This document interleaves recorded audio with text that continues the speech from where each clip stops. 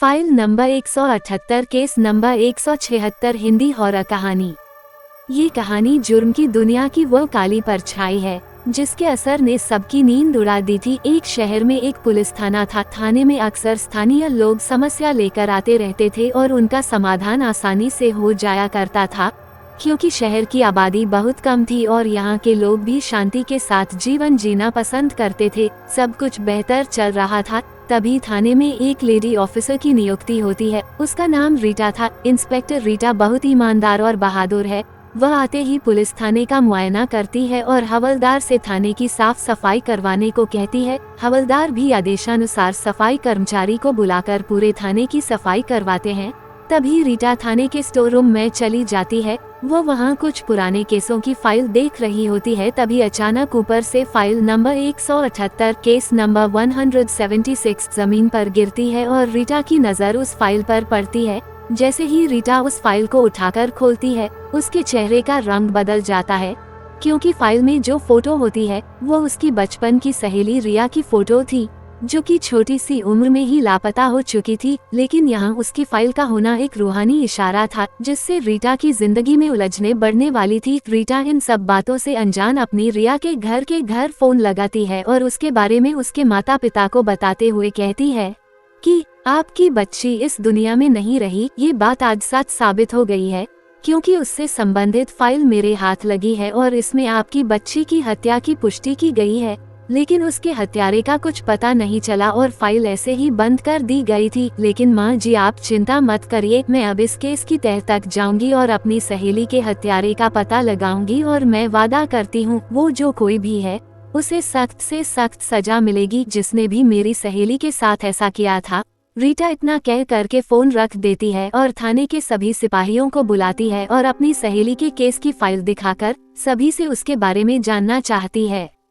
लेकिन ये फाइल बहुत पुरानी थी और वहाँ तैनात सभी पुलिसकर्मी हाल ही के समय में ट्रांसफर हुए थे, जिस वजह से उन्हें भी इस केस के बारे में कोई जानकारी नहीं थी। रीटा बहुत सोचती है और फैसला करती है कि मुझे उसी जगह पर जाना चाहिए जहां आखिरी वक्त रिया की लाश मिली थी, और वो पुलिस जीप में एक सिपाही के साथ 13 किलोमीटर दूर उस स्थान पर पहुंच जाती है जिसके बारे में फाइल में जिक्र किया गया था। यहां पहुंचने से पता चलता है कि ये तो अस्पताल है जो बहुत साल पहले आग लगने से बर्बाद हो गया और उसके बाद इस अस्पताल के मालिक ने इसे ऐसे ही छोड़ दिया और विदेश चला गया। मामले की गुत्थी सुलझने की बजाय उलझती जा रही थी। इंस्पेक्टर रीटा ने अपना मन बना लिया था कि कुछ भी हो जाए, लेकिन वह अपनी रिया के हत्यारे का पता लगा के ही रहेगी। वह अस्पताल के बारे में सारी जानकारियां इकट्ठा करना चाहती है और वह जिला कलेक्टर कार्यालय पहुंचती है। वहां से उसे जानकारी मिलती है कि बहुत साल पहले अस्पताल में जो आग लगी थी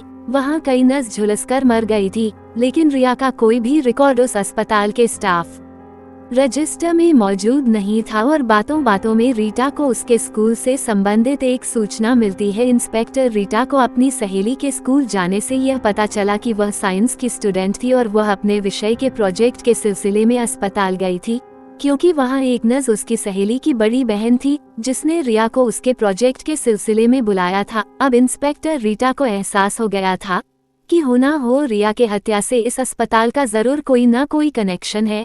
इंस्पेक्टर रीटा ने स्पेशल परमिशन के तहत अस्पताल के मालिक से मिलने का फैसला किया ताकि आगे की जानकारी जुटाई जा सके और वो विदेश चली गई।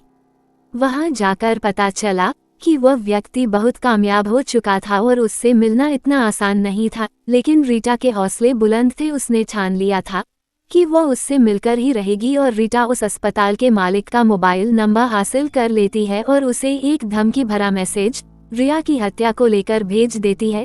दरअसल यह अंधेरे में तीर लगाने जैसा था और तीर जाके सही निशाने पर लग जाता है, क्योंकि अब वह इंस्पेक्टर रीटा से मिलने को तैयार हो जाता है। और जैसे ही दोनों की मुलाकात होती है तो इंस्पेक्टर रीटा को उसके चेहरे के हाव भाव देखकर पता चल जाता है कि रिया की हत्या में जरूर इसका कोई हाथ है। वो इंस्पेक्टर रीटा को रिश्वत का ऑफर देता है और कहता है आप इस केस से हट जाए, लेकिन रीटा मजबूर है। वो उसे गिरफ्तार नहीं कर सकती क्योंकि उसके खिलाफ रीटा के पास कोई सबूत नहीं है और वो गुस्से से विदेश से वापस आ जाती है।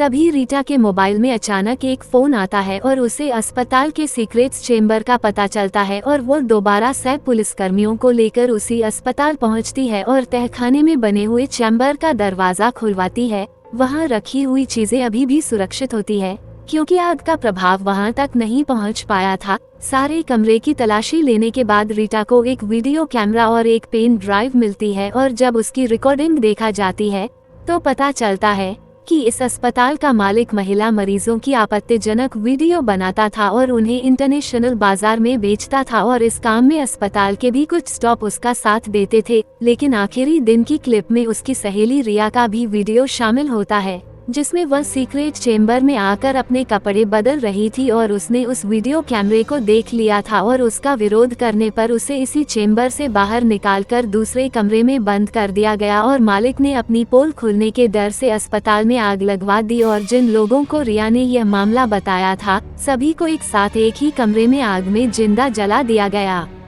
ये सारी सच्चाई जानने के बाद रीटा की आंखों में आंसू आ जाते हैं और वह अपनी सहेली की बेबसी को लेकर दुखी हो जाती है, लेकिन बदले की भावना और अपनी सहेली को इंसाफ दिलाने के लिए वह अपनी जान लगा देती है। उसे अब तक ये पता चल गया था कि उच्च अधिकारियों के समर्थन के बिना ये कार्य संभव नहीं हो सकता था, इसलिए उसे संदेह था कि अगर मैं इस फाइल को ऊपर भेजूंगी तो इस केस को भी दबा दिया जाएगा। इंस्पेक्टर रीटा ने दिमाग लगाते हुए सारी फाइल मीडिया में वायरल कर दी और देखते ही देखते बात आग की तरह फैल गई और हादसे से जुड़े लोगों के पुराने जख्म फिर से ताज़ा हो चुके थे। यह उस समय का बहुत बड़ा हादसा था। इस वजह से अपराधी को पकड़ने के लिए मांग तेज हो जाती है और कुछ दिनों की कड़ी कार्यवाही के बाद अस्पताल के मालिक को विदेश में ही गिरफ्तार कर लिया जाता है और उससे जुड़े सारे व्यापारों पर पाबंदी लगा दी जाती है। और एक दिन रीटा थाने में बैठकर अपनी सहेली को इंसाफ मिलने पर खुश हो रही होती है, तभी उसके सामने पड़े कागज पर अपने आप एक पेन चलने लगता है और पेपर पर लिख जाता है, thank you my friend Rita, और कहानी खत्म हो जाती है।